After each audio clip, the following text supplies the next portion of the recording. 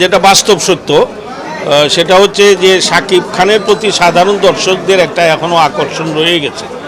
যদিও দরদ ভালো চলে নাই, সেটার ভিন্ন কারণও আছে, কিন্তু তারপরেও শাকিব খানের প্রতি একটা আলাদা আকর্ষণ আছে। তার ছবিতে প্রথম একটা রিসিপশন হবে, ভালো রিসিপশন।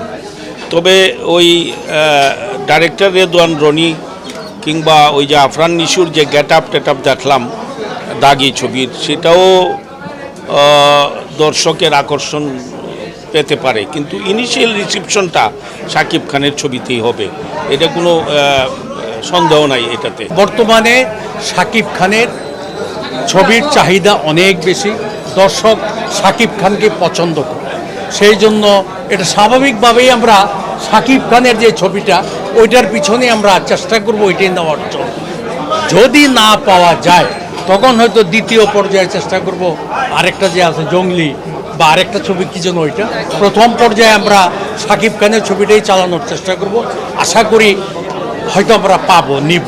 আর যিনি প্রডিউসার সেও চেষ্টা করবে, যেহেতু এখন আর ওইরকম একটা ছবির প্রিন্ট ওরকম বড় আগের সময়ের ব্যয়বহুল প্রিন্ট করে না, সেই জন্য তারা ছবি দিবে, আমরা শাকিব খানের ছবিটাই নেওয়ার চেষ্টা করব।